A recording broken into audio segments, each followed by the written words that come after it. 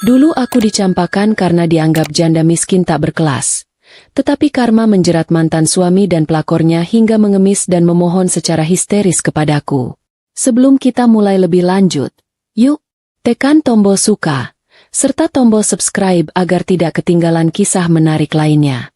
Dan jangan lupa absen asal kota Bapak Ibu di kolom komentar. Semoga rezeki kita semua dilancarkan, kesehatan kita diberkahi, dan keluarga kita selalu harmonis dalam lindungannya. Amin. Aku ingat betul, hari itu adalah hari di mana aku resmi menjadi sampah di mata mereka. Udara di ruang tamu terasa pengap, bukan karena kurangnya ventilasi, melainkan karena tebalnya rasa jijik dan penghinaan yang dilemparkan kepadaku. Aku duduk di lantai kayu dingin, lututku gemetar, sementara Bima berdiri tegak di hadapanku bersama wanita barunya. Mataku berkaca-kaca, tetapi aku bersumpah untuk tidak membiarkan air mata jatuh. Aku, Kirana, wanita yang telah menemani Bima sejak kami masih sama-sama miskin dan hanya punya satu kompor minyak, sebentar lagi akan dibuang. Bima menatapku dengan tatapan kosong, seolah aku hanyalah perabot lama yang sudah saatnya dilelang. Kami menikah bukan karena kami kaya, kami menikah karena kami punya mimpi yang sama, membangun usaha trekking di kaki gunung. Aku yang mengurus logistik, aku yang memasak bekal, aku yang menambal tas ransel, sementara Bima yang memimpin perjalanan. Kami berdua adalah tim. Namun, bagi Bima sekarang, Kirana yang tangannya kasar karena mencuci baju di sungai, tidak lagi sepadan dengan ambisinya. Ia menginginkan jalan pintas, ia menginginkan kemewahan instan. Di samping Bima berdiri Nia, sang pengganti yang berbau parfum mahal dan memiliki rambut yang selalu tertata rapi. Nia adalah putri pemilik resort mewah di kawasan itu. Dia tidak tahu apa-apa tentang menambal tenda yang bocor atau merangkai perapian di tengah badai, tetapi dia tahu caranya memanjakan ego Bima. Nia datang membawa janji modal, janji koneksi, dan janji hidup yang selalu dihiasi sorotan lampu. Hari itu, Nia mengenakan gaun sutra berwarna terang dan tertawa renyah saat Ibu Asih, mantan mertuaku, melontarkan hinaan demi hinaan. "Kau dengar itu, Kirana?" Jawab. Suara Ibu Asih melengking. Jarinya yang berhias cincin emas tiruan menuding tepat ke hidungku. "Anakku itu direktur. Dia butuh istri yang bisa menaikkan derajatnya. Bukan istri yang hanya tahu ladang dan mencium bau bawang. Lihat Nia. Dia cantik. Dia pintar cari uang. Dia tidak perlu berutang untuk membeli beras." Aku hanya diam, menahan diri untuk tidak membalas. Apa gunanya berdebat dengan orang yang hatinya sudah tertutup oleh kilauan palsu? Aku tahu, bahkan jika aku berhasil menjadi dokter bedah jantung sekalipun, di mata mereka aku tetaplah Kirana yang kampungan. Sejujurnya, aku tidak pernah menyukai sifat pamer mereka, bahkan sejak dulu. Ibu Asih selalu berusaha membuat rumah sempit kami terlihat mewah dengan menumpuk barang-barang imitasi dan karpet bludru murahan. Bima selalu memaksaku membeli pakaian desainer tiruan agar terlihat sukses saat bertemu klien. Pernah suatu ketika, Bima membeli jam tangan super mahal, katanya edisi terbatas, padahal aku tahu itu barang palsu yang dibeli dengan menguras tabungan kami. Aku pernah protes. "Mas, buat apa pamer begini? Uangnya lebih baik kita pakai untuk beli tenda yang bagus," kataku saat itu. Bima hanya marah. "Kau ini selalu tidak mengerti soal citra." Kini, aku melihat kembali masa lalu itu dan aku hanya bisa menghela napas. Mereka hidup dalam gelembung kepalsuan yang sebentar lagi akan pecah. "Aku lelah hidup susah bersamamu, Kirana," ujar Bima akhirnya. Suaranya berusaha dibuat tegas, tetapi ada getaran keraguan di sana. "Aku talak kamu hari ini juga. Anggap saja ini karma karena kau terlalu keras kepala dan tidak mau berubah menjadi istri yang berkelas." Kalimat itu sungguh menusuk. Bukan kata talaknya yang menyakitkan, tetapi tuduhannya bahwa aku adalah penyebab kegagalan dan kesusahannya. Aku bangkit perlahan, merapikan pakaianku yang sudah lusuh. Aku menatap Bima, lalu Nia, dan terakhir Ibu Asih. Aku tidak menangis. Justru aku tersenyum. Senyum yang membuat Nia sedikit salah tingkah. Senyumku itu mungkin aneh, tetapi itu adalah senyum kebebasan. Aku tidak lagi harus berpura-pura menjadi wanita berkelas demi memuaskan gengsi Bima. Aku tidak lagi harus mengencangkan ikat pinggang untuk membiayai pameran kemewahan ibu asih. Aku bebas dari gelembung palsu ini. Aku mengambil satu-satunya koper butut yang aku punya, koper yang aku bawa sejak pertama kali kami menikah, dan berjalan menuju pintu. "Hei, jangan bawa apa-apa dari rumah ini!" teriak ibu asih panik. Takut aku mengambil taplak meja bludrunya. "Tenang, Bu," jawabku pelan. "Aku tidak tertarik dengan barang-barang palsu. Aku hanya membawa pakaian dan harga diriku."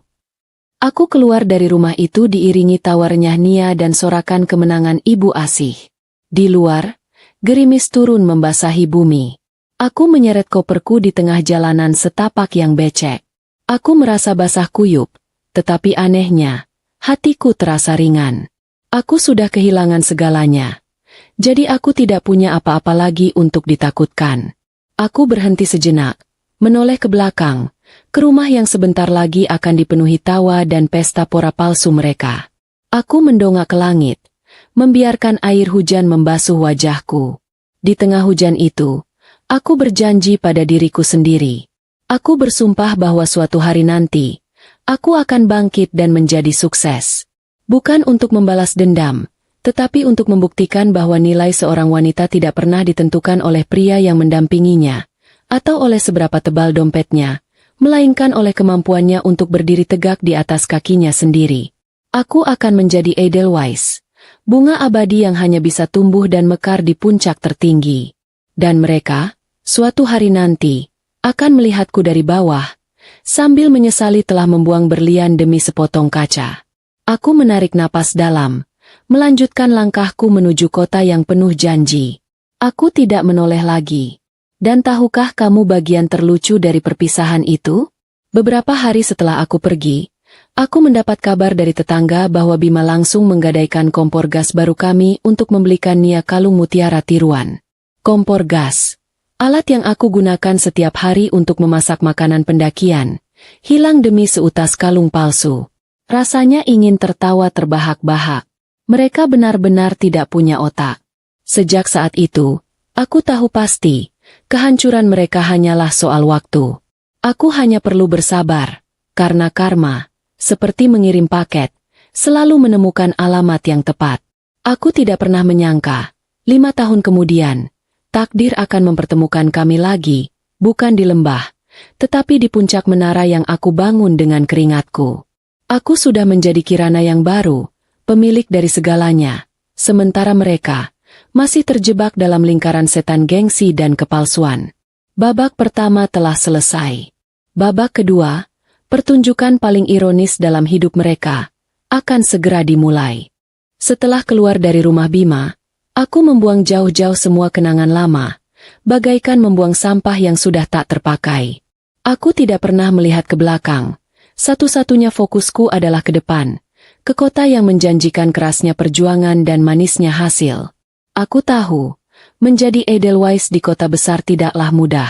Kota itu adalah rimba beton, bukan padang rumput yang tenang. Aku harus bekerja serabutan, mulai dari melipat baju di konveksi hingga mencuci piring di warung makan, asalkan uang yang kudapat halal dan aku tidak perlu berutang pada siapapun. Aku belajar banyak. Aku menyerap pengetahuan seperti spons yang haus, terutama tentang cara kerja bisnis dan mengatur keuangan. Aku menemukan bahwa keberhasilan sejati bukanlah tentang pamer, tetapi tentang konsistensi dan perhitungan yang matang. Aku menabung, menyisihkan setiap rupiah yang kuperoleh. Aku tidak membeli tas mahal atau ponsel terbaru. Aku menginvestasikan sisa uangku untuk mengikuti pelatihan-pelatihan daring tentang manajemen proyek dan strategi bisnis properti. Aku tidak ingin menjadi wanita yang hanya mengandalkan paras atau belas kasihan. Aku ingin menjadi wanita yang punya kuasa atas nasibnya sendiri. Dalam proses ini, aku bertemu Arya. Arya bukan pria dari dunia pameran atau gengsi. Dia adalah seorang pengembang properti yang rendah hati dan cerdas, yang melihat potensiku, bukan latar belakangku yang pilu. Hubunganku dengan Arya tumbuh di atas fondasi rasa hormat, bukan janji-janji palsu tentang kekayaan instan. Arya mendukungku, bukan secara finansial pada awalnya, tetapi secara mental. Dia membantuku merumuskan ide dan merancang rencana bisnis. Dia melihat gairahku yang membara untuk membuktikan diri. Pernikahanku dengan Arya adalah sebuah babak baru yang damai. Kami berdua bekerja bahu-membahu, menggabungkan modal kecilku dengan pengalamannya, dan kami mulai berani mengambil proyek-proyek kecil. Kami melewati malam-malam tanpa tidur, menghitung biaya, menghadapi krisis, dan merayakan kemenangan-kemenangan kecil. Hingga 5 tahun berlalu, dari sebuah proyek ruko kecil, impian kami tumbuh menjadi sebuah menara kaca megah di jantung kota. Aku masih ingat, saat fondasi pertama gedung itu diletakkan, aku menangis. Bukan tangis kesedihan, melainkan tangis haru yang meluap-luap. Gedung itu, yang kami beri nama Mega Bintang, bukan sekadar bangunan, tetapi monumen dari kerja kerasku, darah, dan air mataku yang tak pernah tumpah di hadapan Bima. Mega Bintang adalah bukti nyata bahwa Edelweiss bisa mekar bahkan di tengah padang beton terpanas sekalipun. Kini, aku adalah Kirana, pemilik penuh dan pengelola utama gedung perkantoran Mega Bintang. Aku memiliki unit kantor pribadi di lantai teratas, di mana aku bisa melihat seluruh kota terbentang di bawah kakiku. Aku memiliki tim manajer dan karyawan yang hebat dan berdedikasi. Aku bisa membeli apapun yang aku mau, tetapi ironisnya, seleraku tidak pernah berubah. Aku masih suka mengenakan pakaian yang nyaman dan tidak mencolok. Aku tidak butuh berlian besar untuk merasa berharga, karena harga diriku sudah kokoh di dalam diriku. Namun, ada satu hal lucu yang terjadi setelah aku menjadi nyonya besar. Mantan-mantan teman pamer Bima dan Nia yang dulu menertawakanku, kini sibuk menghubungiku, mengirim bunga, dan menawarkan kerjasama. Mereka tidak tahu aku ini siapa. Mereka hanya tahu nama besarku. Salah satu dari mereka bahkan pernah menanyakan apakah aku bisa memberinya diskon untuk menyewa unit di Mega Bintang. Aku hanya membalas sopan. Maaf, kami tidak melayani orang yang mengutamakan diskon daripada kualitas. Aku tertawa kecil. Dunia benar-benar bundar. Ya? Kehidupanku tenang, damai, dan penuh syukur. Luka lama sudah mengering, menyisakan bekas yang justru memberiku kekuatan. Aku jarang memikirkan Bima atau Ibu Asih, apalagi Nia. Mereka sudah menjadi masa lalu yang jauh, sebuah adegan film yang telah selesai tayang. Aku fokus pada masa kini, pada Arya, dan pada rencana-rencana besar yang akan datang. Aku percaya bahwa orang yang bahagia adalah orang yang sibar fokus pada kehidupannya sendiri, bukan pada kehidupan orang lain. Tetapi, nasib, seperti yang kubilang, punya selera humor yang sangat unik. Terkadang, takdir suka menyajikan drama yang sudah lama berakhir dalam babak baru yang tidak terduga. Sebuah panggilan dari Pak Hari, manajer umum gedung, mengubah semuanya.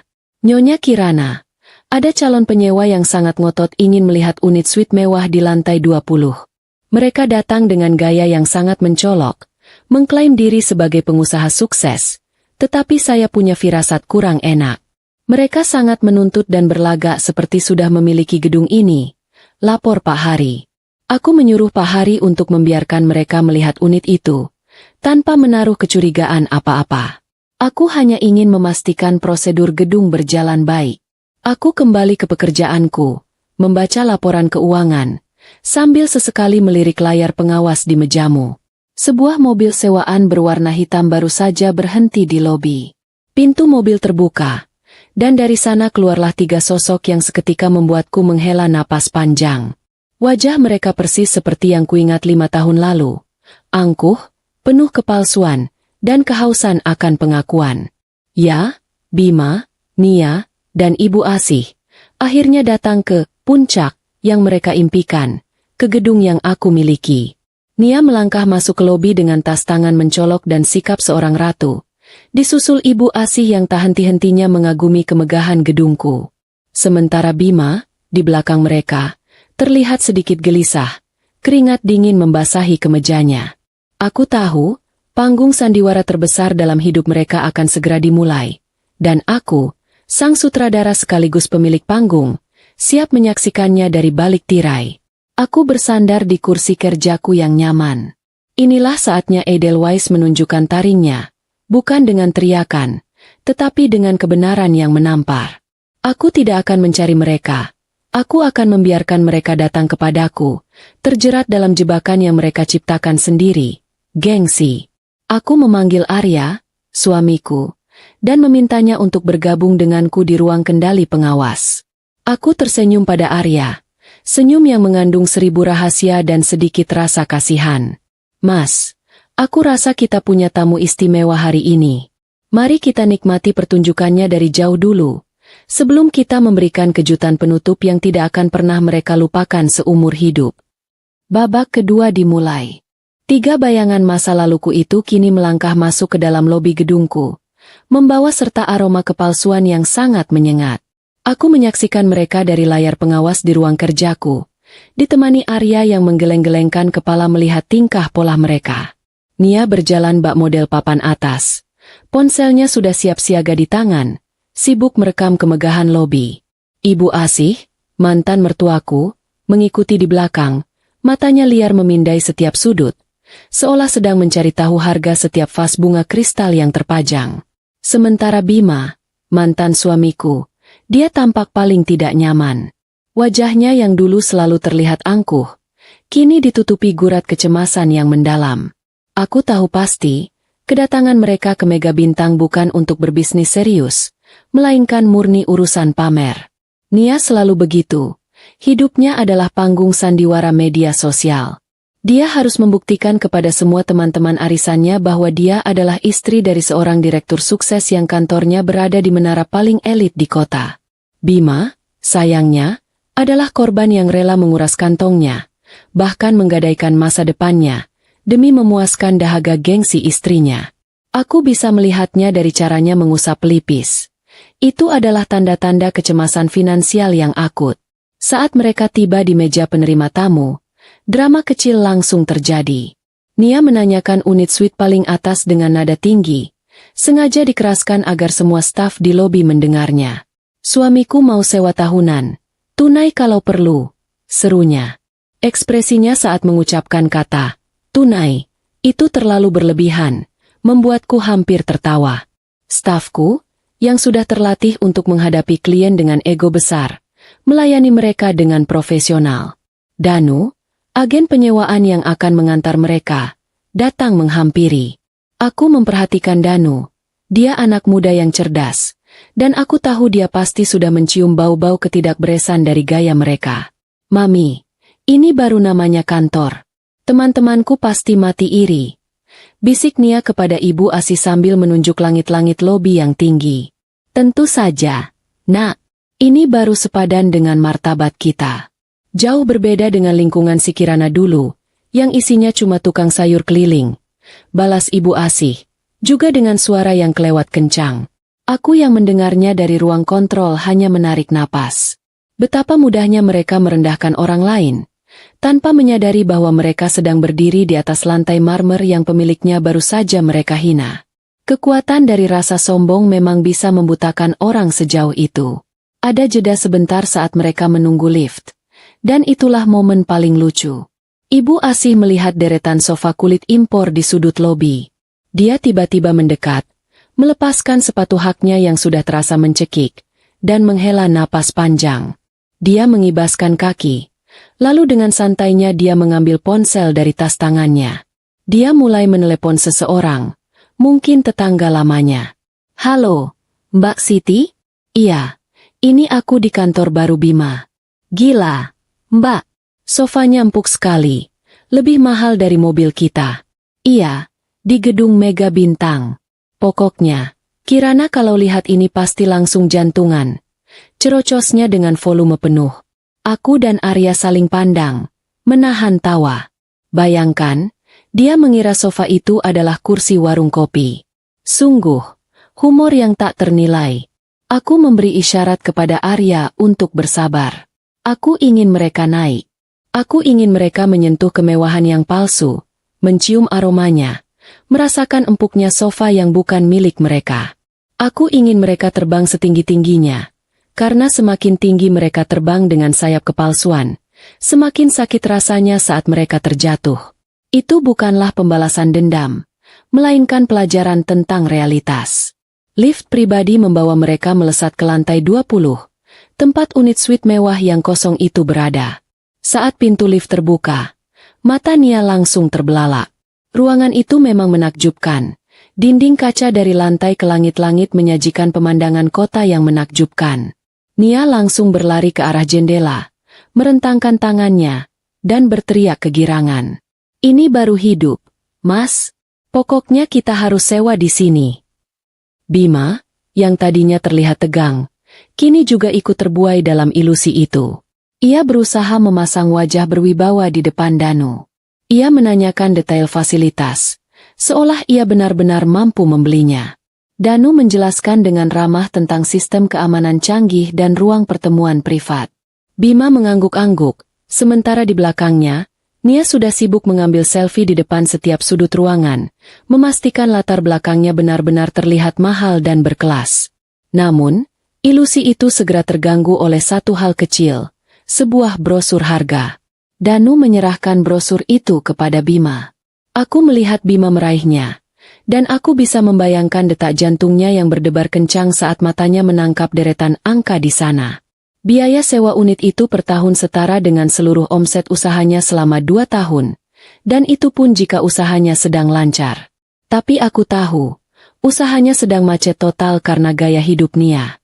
Aku melihat Bima mengusap dahinya lagi, keringat dinginnya mulai bercucuran deras. Dia menoleh ke Nia, mencoba melunakkan rencana. Sayang, bukannya tipe di lantai 10 juga sudah sangat bagus, ya? Pemandangannya juga kota.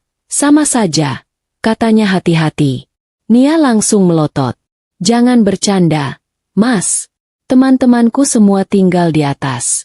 Mau ditaruh di mana mukaku kalau aku tinggal di kandang burung, lantai 10? Pokoknya harus yang paling atas. Ibu Asih langsung membela menantunya. Betul kata Nia. Bima, kamu jangan pelit. Rezeki itu datang kalau kita ratukan istri kita. Aku melihat drama itu dengan tenang. Bima berada di ujung jurang, didorong oleh 2 wanita yang tak punya belas kasihan, hanya demi menjaga citra yang rapuh. Dalam hati, aku merasakan sedikit rasa iba. Bima bukan pria yang jahat. Ia hanya pria lemah yang terbutakan oleh gengsi dan haus pengakuan. Tapi kasihan tidak bisa mengubah kenyataan. Danu kembali membawa mesin pembayaran di tangannya.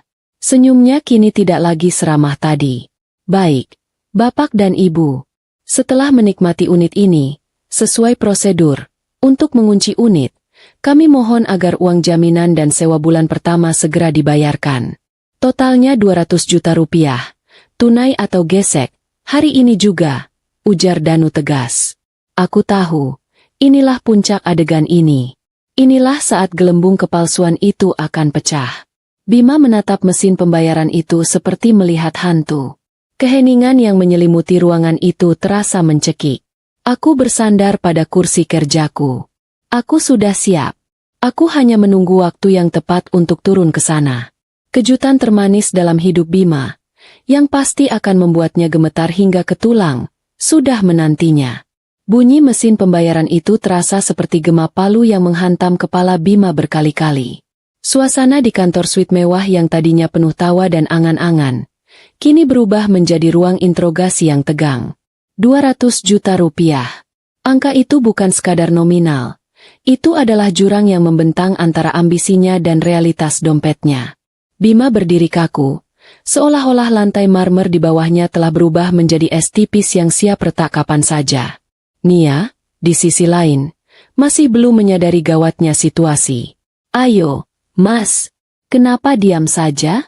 Cepat gesek kartumu, desaknya manja, tetapi terselip nada tuntutan yang tajam. Jangan buang waktu, nanti unit ini diambil orang lain.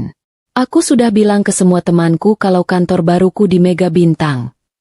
Bima hanya bisa menghela napas panjang, menatap kartu hitam di tangannya yang seharusnya melambangkan kekuasaan, tetapi kini terasa seperti beban yang memalukan. Aku melihat Bima menyerahkan kartu kreditnya kepada Danu dengan tangan yang gemetar hebat. Aku tahu kartu itu sudah pasti ditolak. Bima telah lama hidup di ujung tombak utang, menggesek sana-sini demi menutupi gaya hidup Nia. Dia telah menggali lubang, Dan kini dia harus jatuh ke dalamnya. Danu menggesek kartu itu. Jarinya lincah memasukkan angka. Kami yang menonton dari ruang kendali hanya menahan napas. Meskipun kami sudah tahu hasilnya. Terdengar bunyi, tit, tit, tit. Yang nyaring. Lalu layar mesin itu menyala merah. Transaksi gagal. Saldo tidak cukup. Danu menyerahkan kembali kartu itu dengan ekspresi datar. Mohon maaf, Bapak Bima. Kartu ini ditolak. Keheningan terjadi sesaat. Nia melotot. Raut wajahnya berubah drastis dari manis menjadi menyeramkan. Gagal? Kamu salah masukkan sandi kali. Mas, coba lagi.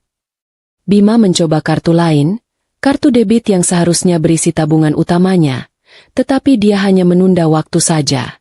Hasilnya sama, bahkan lebih memalukan. Saldo tidak mencukupi. Nia merampas ponsel Bima dengan kasar. Aku mau lihat rekeningmu sekarang, teriaknya histeris. Bima, yang sudah menyerah, membiarkannya. Nia membuka aplikasi bank.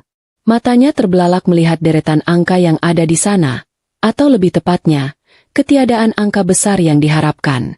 Bukan miliaran, bukan ratusan juta, bahkan bukan belasan juta. Sisa saldo di rekening Bima hanya cukup untuk membeli beberapa bungkus nasi dan menambal utang kecil. Aku bisa melihat Nia menjatuhkan ponsel Bima ke lantai marmer. Layar ponsel itu retak, persis seperti hubungannya saat ini. Sungguh humor yang ironis. Uang 200 juta berhasil memecahkan ponsel 40 juta. Kamu bohong. Kamu nipu aku selama ini, teriak Nia. Suaranya melengking memecah kesunyian megah itu. Ia mulai memukuli dada Bima dengan tas tangannya yang tebal, menuduhnya sebagai penipu dan laki-laki tidak berguna. Ibu Asi ikut histeris. Bima, anakku, jangan bilang uang tabungan ibu yang kamu pinjam juga sudah habis. Kamu bangkrut.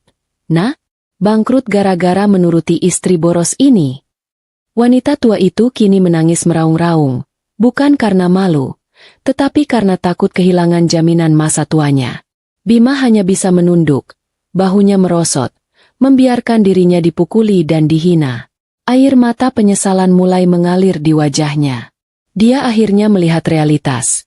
Dia bukan direktur sukses, dia hanyalah seorang pria yang terperangkap dalam jaring utang dan gengsi yang ia rajut sendiri. Saat ini, di depan agen penyewaan yang asing, dan yang lebih penting, di depan mantan istri yang pernah ia rendahkan, harga dirinya hancur berkeping-keping menjadi debu. Aku yang melihat drama kehancuran itu dari layar pengawas, tidak merasakan kepuasan berlebihan. Yang ada hanyalah rasa lega bahwa kebohongan mereka akhirnya terbongkar. Aku menoleh ke Arya. Cukup, Mas. Pertunjukan ini sudah terlalu menyedihkan. Kataku, inilah saatnya untuk mengakhiri drama mereka, dan memulai babak yang sesungguhnya. Aku ingin memberi Bima pelajaran yang lebih berharga daripada sekadar uang. Pak Hari sudah siap? Tanyaku pada Arya. Arya mengangguk. Sorot matanya penuh tekad. Sudah, sayang. Mari kita turun. Inilah saatnya bunga Edelweiss menampakkan akarnya. Aku bangkit dari kursi kerjaku. Aku merapikan sedikit lipatan pakaianku. Aku tidak perlu riasan tebal atau perhiasan mencolok. Aku hanya perlu membawa sertifikat kepemilikan gedung, dan yang terpenting, membawa ketenangan yang lahir dari kerja keras sejati. Kami berjalan menuju lift pribadi.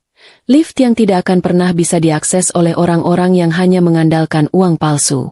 Aku merasakan adrenalin mengalir dalam diriku, tetapi hatiku tetap tenang. Aku tidak datang untuk menghancurkan. Aku datang untuk menunjukkan kebenaran. Pintu lift terbuka, dan kami melangkah keluar menuju lobi, menuju unit suite mewah di lantai 20. Tempat Bima dan keluarganya sedang meratapi kehancuran mereka.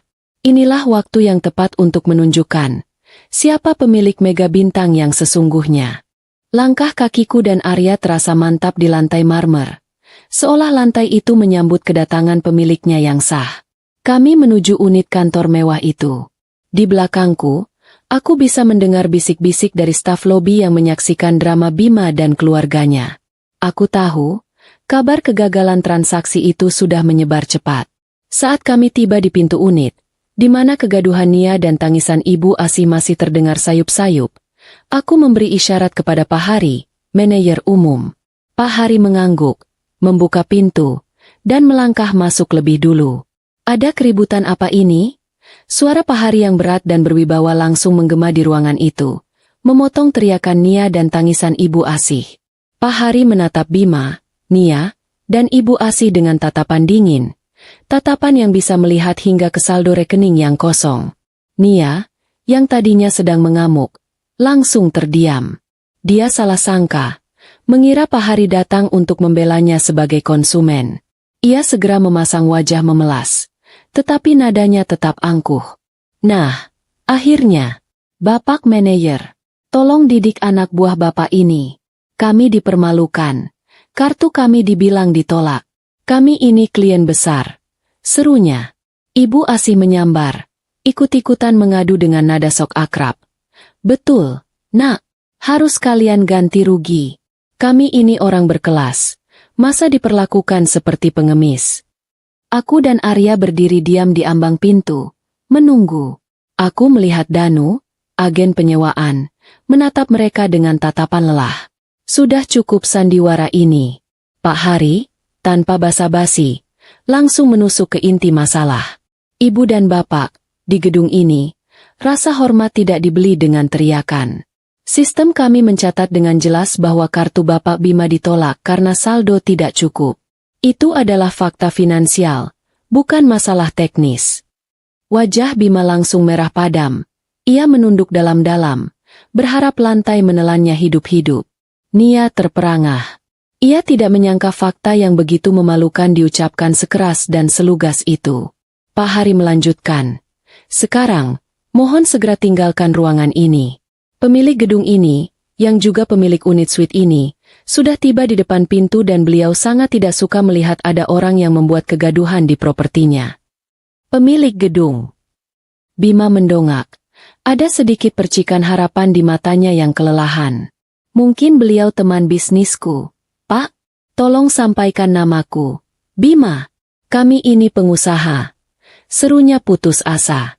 Nia kembali bersemangat. Mengira Bima punya kartu as di menit terakhir. Ah, betapa mereka masih berpikir dunia ini berputar di lingkaran pertemanan palsu mereka. Pak Hari menatap Bima dengan senyum misterius. Senyum yang mengandung rasa kasihan dan ironi.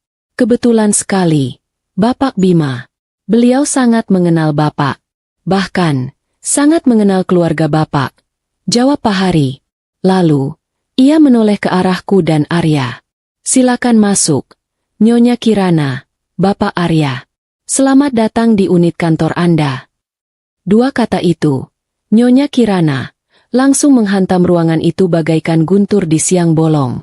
Nia mematung, raut wajahnya yang tadi penuh amarah kini pucat pasi, seperti adonan tepung yang lupa diberi ragi. Ibu Asih, yang tadinya hendak meraih tangan Bima, seketika berhenti. Bima sendiri, yang sudah terpojok, kini benar-benar kehilangan pijakan. Dia mengangkat kepalanya perlahan, menatapku yang melangkah masuk ruangan itu dengan tenang. Aku tidak mengenakan gaun mahal atau perhiasan berlebihan, tetapi aku berdiri tegak dengan aura kekuasaan yang tidak bisa dipalsukan oleh ribuan jam tangan tiruan Bima. Kamu. Nia tergagap. Jarinya gemetar menunjuk ke arahku. Sedang apa kamu di sini? Janda miskin? Mau melamar jadi pelayan atau apa? Tanyanya. Sebuah pertanyaan konyol yang dilontarkan dari sisa-sisa egonya. Pak Hari, dengan nada yang jauh lebih tegas, langsung memotong. Jaga ucapan Anda. Beliau adalah Nyonya Kirana, komisaris utama dan pemilik sah dari gedung mega bintang ini. Keheningan yang mencekam itu berlangsung lama, seolah waktu berhenti untuk memberi mereka kesempatan mencerna kehancuran ini. Nia tertawa. Tertawa kencang. Tawa hampa yang dipaksakan. Gila. Akting yang luar biasa. Berapa kamu bayar manajer ini, Kirana? 100.000? Demi Tuhan, usahamu untuk membuat dirimu terlihat sukses di depanku itu sungguh menyedihkan. Serunya, berusaha meyakinkan dirinya sendiri bahwa ini semua hanyalah sandiwara. Ibu Asih mengangguk, ikut-ikutan menimpali. Betul, Bima. Mana mungkin mantan istrimu yang kampungan ini punya gedung segede ini? Namun, Bima tidak ikut tertawa. Matanya terpaku pada Arya yang berdiri gagah di sampingku, dan pada cincin sederhana namun elegan yang melingkar di jariku. Dia melihat ketundukan tulus dari para manajer, dan ia tahu, itu bukan akting. Ia mengenaliku. Ia tahu aku tidak pernah pandai berbohong. Lututnya seketika terasa lemas. Aku melangkah santai, melewati Nia yang masih membatu, dan berjalan menuju sofa tempat Ibu Asih tadi duduk. Aku menyentuh sofa kulit itu, dan mataku menangkap remah-remah keripik yang ditinggalkan Ibu Asih. Pak Hari, panggilku tanpa menoleh. Tolong catat, sofa ini sudah kotor karena remah-remah makanan murah dan tidak beretika. Saya tidak suka properti saya disentuh oleh orang-orang yang tidak tahu tata krama. Tolong sofa ini segera disumbangkan atau diganti baru, kataku dingin. Kalimat itu langsung menghantam Ibu Asih, membuatnya terdiam 1000 bahasa. Wajahnya pucat pasi. Aku berbalik, menatap Bima, Nia, dan Ibu Asih, yang kini tampak menyedihkan. Arya maju selangkah, mengeluarkan map bersampul tebal dan melemparkannya ke atas meja di hadapan Bima. Buka dan baca, Bima. Perintah Arya tegas. Istrimu butuh bukti, kan? Bacakan untuknya, agar dia bisa belajar membaca kenyataan. Tangan Bima gemetar hebat saat meraih map itu. Di dalamnya terdapat sertifikat hak milik atas nama Kirana, bukan hanya unit kantor ini, tetapi juga akta perusahaan yang mengelola seluruh gedung Mega Bintang. Bima hanya bisa berbisik. Bagaimana mungkin? Ia merosot ke lantai. Tubuhnya tak lagi sanggup menahan beratnya penyesalan dan kenyataan yang baru saja menamparnya. Edelweiss yang dia buang 5 tahun lalu, kini telah mekar, bukan di kaki gunung, tetapi di puncak menara miliknya sendiri. Keheningan yang mencekam itu akhirnya pecah oleh suara tangis pilu yang bukan lagi tangis palsu Ibu Asih, melainkan ratapan histeris Nia. Nia merampas sertifikat kepemilikan gedung dari tangan Bima, matanya membelalak mencari-cari celah, tanda-tanda palsu, tetapi semua cap notaris dan tanda tangan itu asli dan meyakinkan. Kebohongan yang selama ini dia yakini sebagai kebenaran, kini runtuh di hadapannya. Nia, yang selama ini mengira dia adalah berlian, tiba-tiba menyadari dia hanya kerikil di lantai marmer milikku. Aku tidak percaya. Ini pasti uang haram. Kamu pasti jual diri atau main perdukunan, Kirana. Teriak Nia kalap, melemparkan sertifikat itu ke lantai. Dia tidak bisa menerima kenyataan. Egonya menolak untuk mengakui bahwa wanita yang dia rendahkan jauh lebih sukses daripada dia. Ibu Asih, yang melihat Nia sudah tidak bisa diandalkan lagi, tiba-tiba berubah sikap 180 derajat. Sifat aslinya yang penjilat muncul, menjijikan. Kirana, anakku sayang. Ya ampun nak, ibu bangga sekali. Ibu tahu kok kamu pasti sukses, doa ibu selalu menyertaimu. Ujar Ibu Asih, mencoba merangkak mendekatiku, berusaha meraih tanganku. Aku menarik tanganku menjauh sebelum dia sempat menyentuhnya. Mataku dingin, tanpa emosi. Simpan sandiwara murahanmu, Bu Asih. Tiket pertunjukanmu sudah habis. Dulu, kau bilang aku bukan siapa-siapa, dan kau tidak ingin aku menginjakan kaki di rumahmu. Sekarang, aku juga tidak ingin kau mengotori propertiku, kataku, membuat wanita tua itu kembali mematung dengan wajah malu. Aku menoleh ke Bima, yang masih terduduk di lantai, menutupi wajahnya dengan kedua tangan. Aku melihat tangisan di balik jemarinya. Aku tidak merasakan dendam, hanya iba. Aku melangkah mendekatinya, suaraku rendah, tetapi menusuk. Bima, 5 tahun lalu, kau bilang aku adalah beban, kau buang aku demi kekayaan. Sekarang, kau berdiri di gedung ini, yang adalah milikku, sebagai penyewa yang bahkan tidak mampu membayar uang jaminan. Sementara wanita yang kau banggakan, hanya bisa memukulimu karena dompetmu kosong. Kalimatku itu, tentang dompetnya yang kosong, berhasil membuat Nia kembali mengamuk. Kamu bilang kamu punya bisnis besar. Kamu bilang mobilmu lunas. Semua bohong. Utangmu di mana-mana. Aku menyesal menikah dengan laki-laki penipu sepertimu. Nia kini mencabik-cabik kemeja Bima. Amarahnya meluap-luap. Di depan mataku, mereka saling menyalahkan dan merobek-robek harga diri mereka sendiri. Momen itu adalah gambaran paling jujur tentang kehancuran yang dibangun di atas dasar kebohongan. "Cukup!" teriak Arya, suamiku. Suaranya menggelegar penuh kuasa, menghentikan amukan Nia. "Kalian boleh pergi, tetapi setelah kalian menyelesaikan satu urusan." Nia dan Bima langsung menoleh. "Urusan apa lagi?" tanya Nia ketus. Arya menatap mereka tajam. "Kalian telah membuat keributan, mengotori properti pribadi, dan melakukan kekerasan verbal pada stafku. Pak Hari, tolong hitung kerugian material dan non-material. Bayar, atau kami panggil polisi atas tuduhan pengerusakan dan perbuatan tidak menyenangkan." Pak Hari segera menyebutkan nominal denda. Jumlahnya kecil, hanya 5 juta rupiah, tetapi di telinga Bima, itu seperti 5 miliar. "Apa? 5 juta? Kalian mau merampok kami?" teriak Ibu Asih. Tapi Nia, yang seorang pecandu citra, seketika ciut nyalinya saat mendengar kata polisi dan berita viral. "Mas, bayar, bayar. Jangan sampai ada polisi. Kita tidak boleh viral." Pintanya panik. Bima hanya bisa menggeleng lemah. "Aku tidak punya uang. Nia, kartuku semua kosong." Pengakuan itu, yang keluar dari mulut Bima dengan sangat jujur, adalah momen terendah dalam hidupnya. Di hadapan mantan istrinya, ia diakui sebagai pecundang. Aku melihat pemandangan itu. Aku tahu Bima tidak punya apa-apa lagi. Aku melangkah maju. Tanganku terangkat memberi isyarat kepada Arya. "Tarik tuntutan denda itu, Mas," kataku lembut.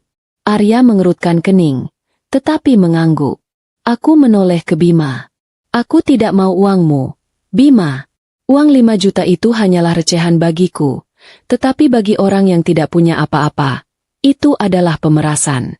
Aku tidak mau memeras pengemis," kataku. Kata-kata, memeras pengemis, itu menampar Bima lebih keras daripada tamparan fisik. Dia mengangkat wajahnya. Matanya penuh rasa malu, bercampur penyesalan yang tak terperi. Aku melanjutkan. "Aku bebaskan kalian dari denda itu. Kalian boleh pergi, tetapi ada satu syarat, yang tidak bisa ditawar. Kalian tidak boleh keluar lewat pintu depan dan lift utama," kataku, menunjuk ke arah pintu belakang, dekat dapur unit. "Kalian harus keluar lewat lift barang dan tangga darurat. Itu adalah jalan yang pantas untuk orang-orang yang datang dengan topeng kepalsuan dan pergi dengan kegagalan." Nia memekik. "Lift barang? Maksudmu lift yang buat mengangkut sampah?" Aku hanya mengangguk, tanpa belas kasihan. Ancaman polisi dan rasa malu yang tak tertahankan membuat Nia menyerah. Mereka tidak punya pilihan. Arya memberikan instruksi kepada Danu. "Antar mereka. Pastikan mereka keluar lewat jalur pembuangan sampah." Bima bangkit dengan susah payah. Dia menatapku sekali lagi, tatapan yang penuh permintaan maaf, tetapi aku membelakanginya, menatap jendela. "Pergilah, Bima. Jangan nodai pemandangan indahku dengan penyesalanmu yang terlambat," bisikku. Mereka bertiga berjalan tertunduk menuju pintu belakang. Saat pintu besi itu menutup di belakang mereka dengan bunyi yang keras, aku tahu, babak masa laluku sudah selesai. Aku membiarkan mereka pergi, membawa hukuman mental yang jauh lebih menyakitkan daripada denda uang, rasa malu, dan kesadaran bahwa mereka telah membuang Edelweiss demi sepotong kaca kusam. Pintu besi lift barang menutup di belakang mereka dengan suara dentuman keras, seolah mengunci rapat babak kehancuran dalam hidup Bima, Nia, dan Ibu Asih. Aku tetap berdiri di dekat jendela besar, membelakangi mereka, tidak menoleh lagi. Pemandangan kota yang terbentang luas itu jauh lebih menenangkan daripada melihat wajah-wajah yang dipenuhi penyesalan palsu. Arya memelukku dari belakang, bisikannya lembut. "Kamu terlalu baik, Kirana. Seharusnya kamu biarkan mereka membayar denda itu," katanya. Aku bersandar di bahu Arya. "Hukuman uang hanya akan membuat mereka semakin miskin, Mas, tapi rasa malu dan kesadaran diri, itu akan menghantui mereka seumur hidup." Aku tahu, Saat ini mereka sedang berada di lift pengap yang berbau sisa makanan. Lift yang digunakan untuk mengangkut sampah. Nia, yang sangat memuja kemewahan dan kebersihan, pasti sedang mengalami siksaan batin yang luar biasa. Itu adalah karma yang bekerja dengan sangat efektif. Aku hanya tersenyum tipis. Aku tidak mau uang mereka. Aku ingin mereka mendapatkan pelajaran yang sesungguhnya. Di bawah sana, lift barang berhenti di lantai dasar, dan mereka keluar melalui pintu samping, tepat di sebelah area penampungan sampah gedung. Aku bisa membayangkan bagaimana aroma tak sedap itu langsung menyambut hidung Nia yang terbiasa mencium parfum mahal. Aku melihatnya dari layar pengawas. Nia berjalan cepat mendahului Bima dan Ibu Asih. Sepatu hak tingginya berdentum kasar di trotoar. Wajahnya merah padam karena amarah dan rasa jijik. "Rin, tunggu. Kita mau kemana?" teriak Bima. Suaranya terdengar putus asa, napasnya tersengal-sengal. Nia berhenti mendadak, berbalik, dan menatap Bima dengan mata menyala penuh kebencian. "Kita tidak ada, kita, lagi, Mas. Kamu urus saja dirimu sendiri dan ibumu. Aku mau pulang." Kalimat itu diucapkan dengan nada menghina, merobek sisa-sisa hati Bima yang sudah hancur. Nia langsung menghentikan taksi pertama yang lewat, masuk ke dalamnya, dan membanting pintu keras-keras. Taksi itu melaju pergi, membawa serta mimpi-mimpi Bima tentang istri cantik, kekayaan, dan kehidupan sosialita. Perpisahan itu terjadi di pinggir jalan, di dekat tempat sampah. Ironisnya sangat kontras dengan kehidupan mewah yang selama ini mereka pamerkan. Bima hanya bisa melihat kepergiannya. Ia bahkan tidak punya uang lagi untuk mengejar atau membayar taksi. Kini, hanya tinggal Bima dan Ibu Asih yang berdiri di bawah terik matahari. Tampak seperti dua orang tersesat yang baru saja dilemparkan dari surga palsu. Ibu Asih, yang sudah kehabisan tenaga dan air mata, merintih di samping Bima. "Riz, kenapa jadi begini? Mana janji kamu mau membahagiakan ibu? Nia pergi, uang habis, utang menumpuk. Kita mau makan apa besok, Riz?" Bima merosot duduk di trotoar. Tidak peduli pada jasnya yang kotor. Penyesalan itu kini mencekiknya. Aku mematikan monitor pengawas. Aku tidak perlu melihat lagi. Aku tahu apa yang akan terjadi selanjutnya. Bima akan kembali ke rumah kosong mereka, menyadari bahwa ia telah kehilangan segalanya, bahkan harga dirinya. Dan aku juga tahu, di momen kehancuran itu, saat ia merasa tidak punya pilihan lagi, ia akan mengingat satu hal. "Tadi aku melihatmu, Kirana," ujar Arya tiba-tiba. Suaranya membuatku tersentak. "Saat Bima berjalan melewati kita, aku lihat kamu menyelinapkan sesuatu ke saku jasnya. Kartu nama kita, ya?" tanyanya sambil tersenyum penuh arti. Aku tertawa kecil.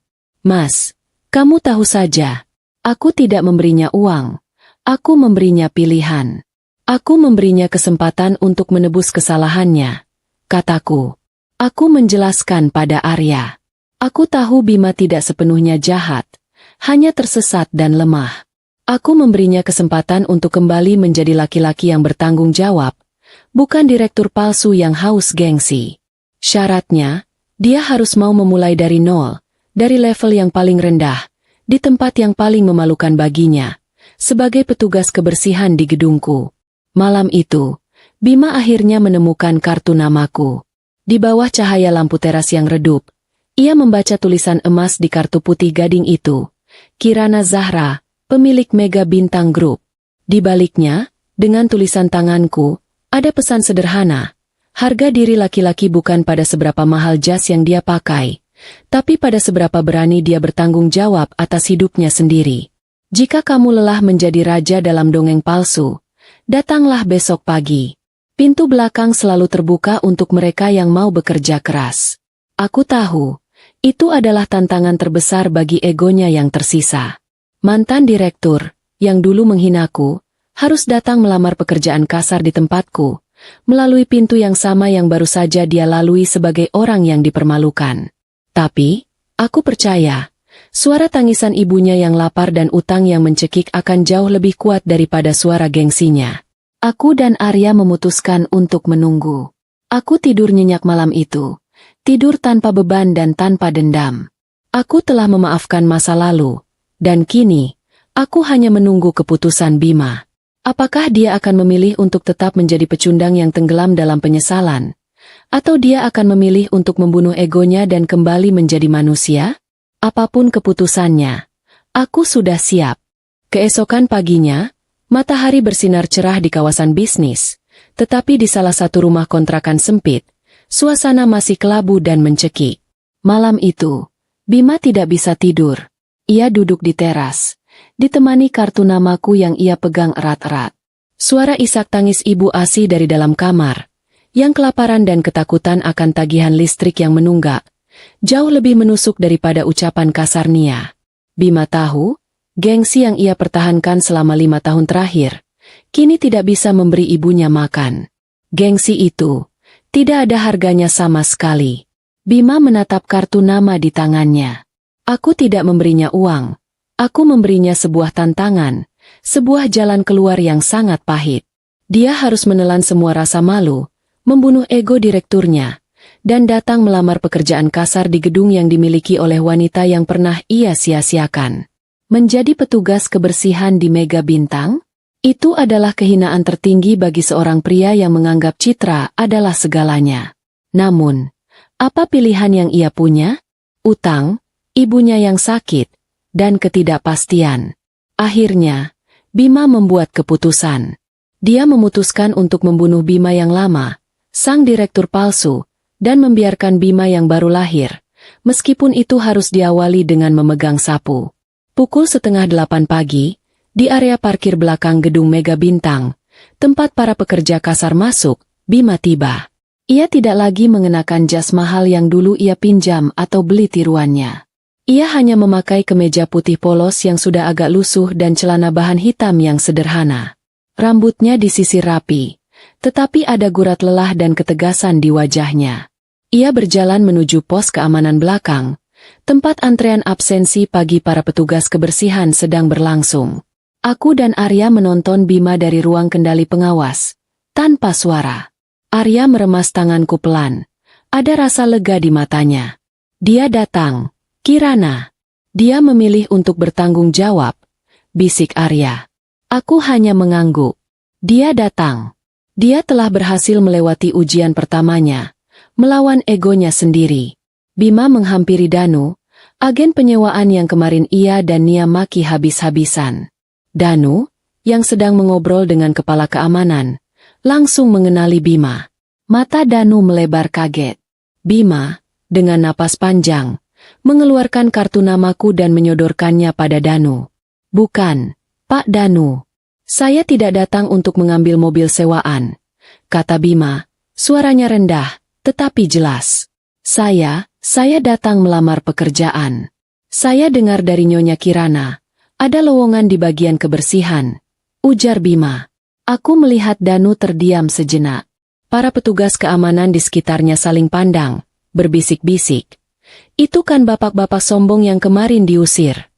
Wajah Bima sedikit memerah mendengar bisikan itu, tetapi dia tidak mundur. Dia tetap berdiri tegak. Saya butuh pekerjaan ini, Pak. Tolong sampaikan pada Nyonya Kirana. Saya siap ditempatkan di mana saja. Saya siap bekerja keras. Tambah Bima, mantap. Aku melihat ada kejujuran yang terpancar dari matanya. Kejujuran yang hilang darinya sejak lama. Danu, yang cerdas, pasti merasakan perubahan besar dalam diri Bima. Dia tidak lagi melihat keangkuhan. Yang dia lihat adalah kepasrahan dan tekad untuk memulai lagi. Baik, silakan ikut saya ke ruang sumber daya manusia, kata Danu. Suaranya kini terdengar sopan, tanpa nada menghina. Tapi ingat, di sini aturannya ketat. Tidak ada perlakuan khusus, meskipun Bapak kenal pemilik gedung. Bima mengangguk. Saya mengerti, jawabnya. Bima yang baru, Bima yang rendah hati, kini telah lahir. Aku menyuruh Arya untuk tidak menemuinya. Biarkan dia berproses. Aku ingin dia merasakan bagaimana rasanya mencari uang dengan keringat sendiri, bukan dengan tipu daya dan pameran palsu. Itu adalah sekolah kehidupan terbaik baginya.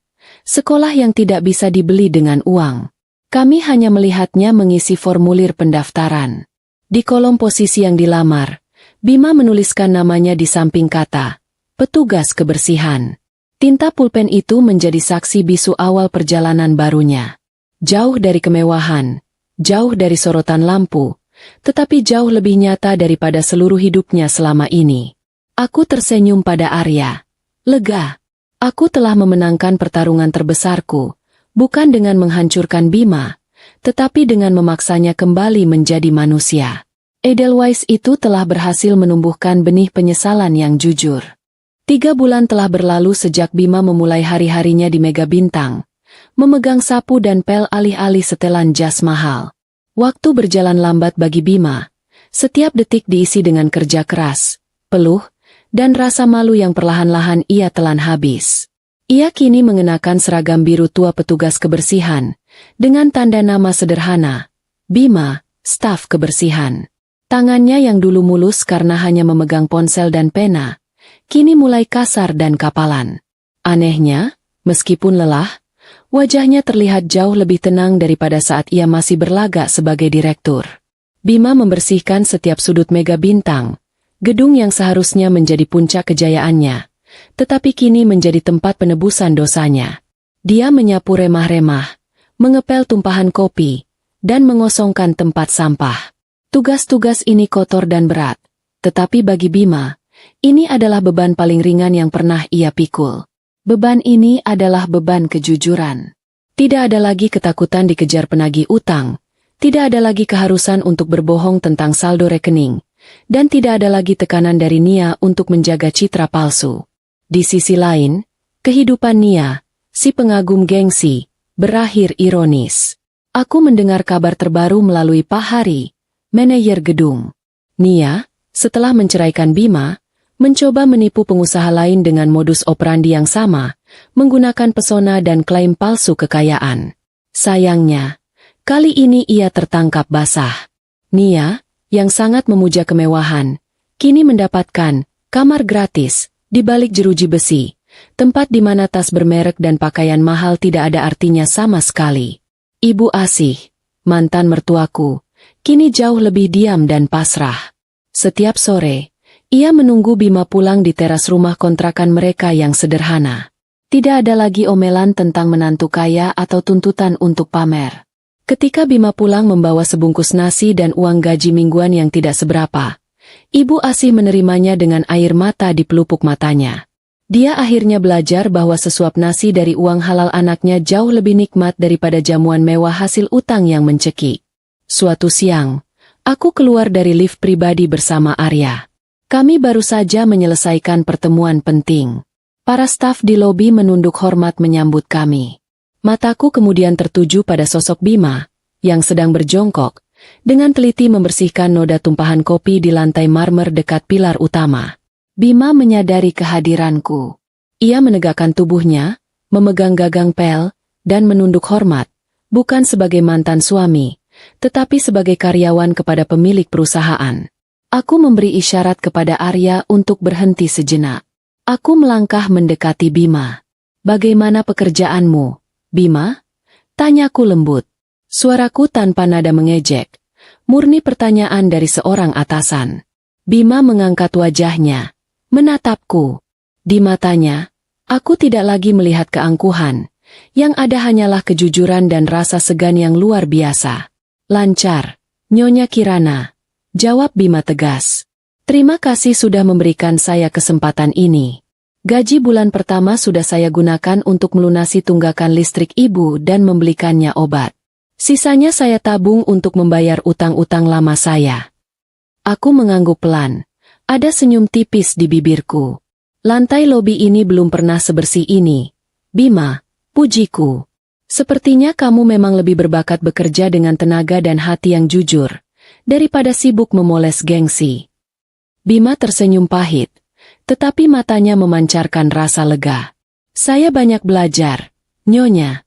Kehormatan seorang laki-laki tidak terletak pada seberapa mahal pakaian yang dia pakai, tapi pada seberapa berani dia bertanggung jawab atas hidupnya.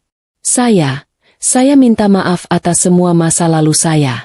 Saya tahu maaf tidak bisa mengubah apa-apa, Tapi saya ingin Nyonya tahu kalau saya sungguh menyesal. Aku menatap Bima lekat-lekat. Ke tangannya yang kini kasar dan penuh bekas kerja keras. Aku sudah memaafkanmu, Bima. Sejak hari kamu berani melangkah masuk lewat pintu belakang dan mengambil sapu itu, aku sudah memaafkanmu, kataku tulus. Masa lalu sudah selesai. Sekarang, fokuslah menjadi anak yang berbakti. Jadikan keringatmu sebagai penebus dosa. Aku kemudian menoleh pada Arya, yang menatapku dengan bangga. Ayo, Mas. Rapat direksi sudah menunggu, kataku. Arya merangkul pundakku. Sebelum beranjak, Arya menepuk bahu Bima sekilas. Kerja bagus, Pak Bima. Lanjutkan, ujar Arya.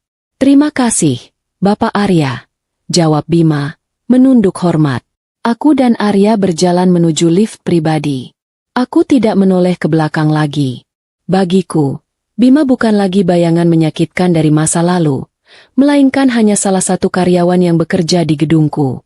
Aku telah mendapatkan kemenangan terbesarku, bukan melihat Bima hancur, tetapi melihatnya sembuh dari penyakit hati yang merusak hidupnya. Edelweiss itu telah mekar, dan mekar itu membawa kedamaian. Kepergian Bima dan Arya ke dalam lift meninggalkanku sendirian di lobi, tetapi kini lobi itu terasa damai, bersih, dan bebas dari hawa nafsu kepalsuan. Aku kembali ke kantor, duduk di kursi kebanggaanku, dan menatap keluar jendela. Aku tidak lagi memikirkan Bima sebagai mantan suami yang menyakitkan. Dia kini hanya Bima, salah satu dari ratusan karyawan di Mega Bintang. Dan itu, sungguh, adalah bentuk kemenangan terbesarku. Aku tidak lagi terikat oleh emosi masa lalu. Aku telah bebas sepenuhnya. Namun, kisah ini tidak hanya tentang kebebasan diriku, tetapi tentang akhir dari jalan yang dipilih Bima. Aku tahu, Bima menjalani penebusan dosa setiap hari, dan itu jauh lebih berat daripada hukuman penjara. Dia bekerja keras, menyeka keringatnya di seragam biru yang lusuh, menerima perintah dari Danu, orang yang kemarin ia maki, tanpa sedikit pun perlawanan. Itu adalah ujian psikologis yang kejam, menelan ego seberat gunung setiap pagi. Tetapi, dia bertahan. Dan dengan setiap sapuan pel, dengan setiap kantong sampah yang ia angkat, lapisan-lapisan kepalsuan dan gengsi yang menutupi dirinya mulai terkikis. Dia mulai melihat dunia dengan mata yang jernih, melihat nilai sesungguhnya dari uang dan pekerjaan. Ada satu kali kejadian lucu, humor yang membuatku tersenyum lebar di balik layar pengawas. Seorang pengusaha muda, yang datang dengan pakaian sangat trendy dan sneakers mahal, menjatuhkan bungkus permen karet di lantai lobi. Sebelum Bima sempat meraih pel, pengusaha itu sudah melangkah pergi. Bima melihat bungkus permen karet itu, menghela napas, lalu berjongkok untuk membersihkannya. Namun, saat dia berjongkok, pengusaha itu kembali. Dia tidak kembali untuk meminta maaf, melainkan untuk menegur Bima. "Hei, kenapa lantai ini kotor? Kamu ini kerjanya bagaimana?" Katanya dengan nada menghina. Bima tidak membantah, dia hanya menatap mata pengusaha itu, lalu dengan tenang menjawab, "Mohon maaf, Bapak. Saya akan bersihkan segera." Setelah pengusaha itu pergi, Bima bergumam pelan pada dirinya sendiri, yang terdengar jelas di mikrofon pengawas. "Dulu, aku juga menyebalkan seperti itu, ya?" Itu adalah momen langka kejujuran Bima. Dia tidak lagi menyalahkan orang lain. Dia mulai merefleksikan diri. Di rumah kontrakan mereka, kehidupan Bima dan Ibu Asi berjalan sangat sederhana, tetapi penuh kedamaian yang hilang sejak lama. Bima berhenti mencari pinjaman. Ia berhenti berbohong. Setiap malam, ia pulang dengan sebungkus makanan yang dibeli dari uang halal hasil kerjanya. Ibu Asi tidak lagi meminta dibelikan perhiasan atau dibawa ke acara arisan mewah. Ia hanya meminta Bima beristirahat dan makan yang banyak. Mereka berbicara jujur tentang masalah mereka, tentang utang yang harus dicicil, tentang tagihan listrik. Kebenaran, betapapun pahitnya, ternyata jauh lebih ringan daripada kepalsuan yang manis. Nasib Nia, di sisi lain, menjadi pelajaran keras tentang konsekuensi keserakahan. Ia akhirnya divonis bersalah. Di penjara, Nia terus merengek tentang pakaian dan makanan yang tidak layak. Ia terus berusaha meyakinkan teman-teman barunya di balik jeruji bahwa dia adalah istri dari seorang direktur kaya yang sedang sial. Namun, kebohongan tidak pernah bisa bertahan lama di tempat yang menuntut kejujuran paling mentah. Nia akhirnya menjadi bahan tertawaan. Ratu yang kehilangan mahkotanya dan hanya bisa mengenakan kain seragam. Kekalahan Nia adalah bukti nyata bahwa karma tidak perlu dicari. Ia akan menemukanmu dengan tepat dan tanpa ampun. Beberapa minggu setelah pertemuanku di lobi, Bima datang ke kantorku, bukan untuk melamar, melainkan untuk bertemu. Dia datang saat jam istirahat, masih mengenakan seragam kerjanya. Dia tidak naik lift utama. Dia menunggu di area resepsionis. Stafku memanggilku. Aku mengizinkannya masuk ruang tunggu tamu, sebuah ruangan sederhana yang jauh dari kemewahan unit suite. Aku datang menemuinya, sendirian. "Selamat siang, Bima. Ada yang bisa saya bantu?" Tanyaku, suaraku profesional, tetapi ramah. Bima berdiri kaku, tangannya memegang topi seragamnya. Wajahnya tampak lebih kurus, tetapi matanya lebih bersinar. "Nyonya Kirana, saya hanya ingin mengucapkan terima kasih," katanya, nadanya tulus. "Saya ingin meminta maaf sekali lagi, bukan sebagai permintaan untuk kembali, tetapi sebagai penutup dari masa lalu kami. Aku minta maaf karena aku tidak pernah melihat betapa berharganya dirimu. Aku buta karena keserakahan dan gengsi," kata Bima, suaranya tercekat. "Aku mencampakkanmu demi kilauan palsu, dan sekarang aku tahu, kamu adalah emas, dan mereka hanyalah kaleng bekas. Pekerjaan ini, menjadi petugas kebersihan, telah mengembalikan akalku. Ini adalah pekerjaan paling jujur yang pernah aku lakukan." Ia menatapku. Aku sudah membulatkan tekad. Aku akan tetap bekerja di sini, mencicil utangku, dan menjaga ibu. Aku tidak akan pernah lagi mengandalkan kebohongan. Aku mendengarkannya dengan hati yang lapang. Aku melihat pertumbuhan diri yang luar biasa dalam dirinya. Aku tersenyum. "Terima kasih, Bima. Permintaan maafmu sudah kuterima sepenuhnya. Dan aku yakin, kamu akan sukses, kali ini dengan cara yang benar." Aku kemudian memberinya kejutan kecil, humor yang kupersiapkan. "Ngomong-ngomong, Bima, tadi pagi, Danu bilang ada pengusaha yang tertarik menyewa ruang gudang di lantai bawah untuk penyimpanan peralatan trekking mereka. Danu menyarankanku untuk mencari pengelola gudang yang jujur, teliti, dan mengerti tentang logistik gunung. Apakah kamu punya kenalan yang cocok?" Tanyaku. Bima menatapku. Matanya membelalak kaget. Ia tahu aku sedang berbicara tentang dirinya. Dia adalah orang yang paling mengerti logistik trekking di antara kami semua. "Nyonya Kirana, apakah ini berarti?" Aku tersenyum lagi. "Ini berarti kamu sudah membuktikan dirimu di level yang paling dasar. Sekarang, saatnya untuk mendaki. Aku akan berikan kamu kesempatan untuk mengelola gudang itu. Gaji lebih besar, tanggung jawab lebih besar. Anggap ini modal kerjaku untuk orang yang sudah membunuh egonya dan bersedia memulai dari nol." Bima menangis.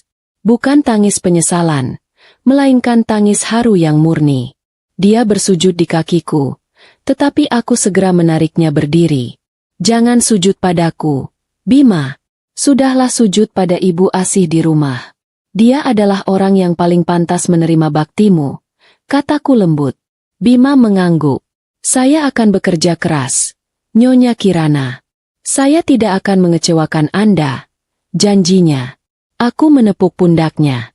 "Aku tahu kamu tidak akan mengecewakanku, Bima. Kamu hanya perlu jujur pada dirimu sendiri." Bima pergi membawa harapan baru. Aku kembali ke kantorku. Aku melihat Arya tersenyum bangga di ambang pintu. "Kamu tidak hanya membangun gedung, Kirana. Kamu membangun kembali seorang manusia," ujarnya. Aku tersenyut. "Dia sudah menemukan jalannya, Mas. Aku hanya memberinya peta."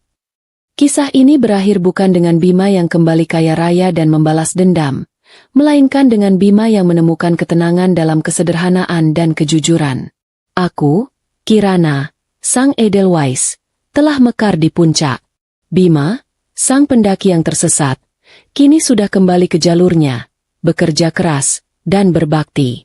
Dia tetap menjadi karyawan di Mega Bintang, tetapi kini ia adalah pengelola gudang, memulai lagi usaha trekkingnya dari sana, dengan jujur. Lantai Mega Bintang berkilauan lebih terang dari biasanya, memantulkan cahaya kejujuran dan ketenangan yang akhirnya menang melawan kegelapan gengsi. Kami berdua, meski terpisah, telah mencapai puncak kebahagiaan kami masing-masing.